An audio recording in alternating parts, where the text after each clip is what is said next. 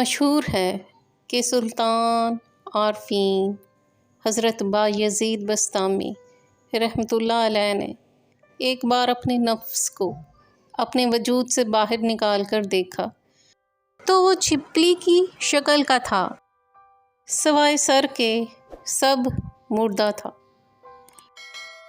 سیدنا بایزید بسطامی رحمۃ اللہ علیہ نے نفس سے پوچھا کہ وہ زندہ کیسے ہے۔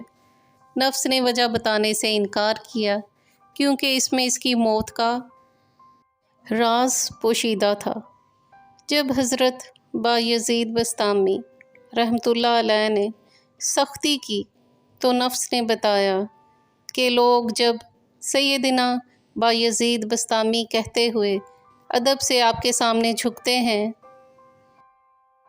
اور آپ کے گھٹنوں کو ہاتھ لگاتے ہیں تو خوشی کی ہلکی سی لہر آپ کے وجود میں داخل ہوتی ہے۔ بس وہی میری خوراک ہے جس سے میں زندہ ہوں۔ رمضان المبارک کا مہینہ تھا، جمعۃ المبارک کا روزہ تھا۔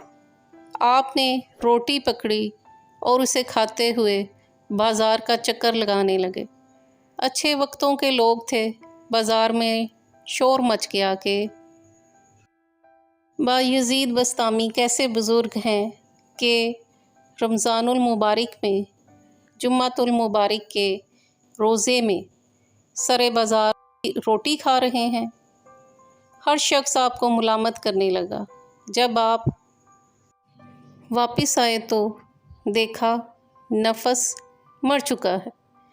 جب آپ کے ایک خاص مرید نے آپ سے سوال کیا کہ یا حضرت آپ نے جمعے کا روزہ کیوں توڑ دیا، تو سیدنا بایزید بسطامی رحمۃ اللہ علیہ نے فرمایا میں 60 روزے رکھ کر اس کا کفارہ ادا کر لوں گا، لیکن اس نفس کو مارنا بھی تو فرض تھا۔ ملامت کی خاطر اہل باطن ایسے کام سر انجام دیتے ہیں جن سے روحانی ترقی کا راز پوشیدہ ہوتا ہے، اور دوسرا لوگوں کی نظروں میں خود کو ذلیل و رسوا کیا جاتا ہے تاکہ نفس میں عاجزی پیدا ہو اور گمنامی میں رہیں۔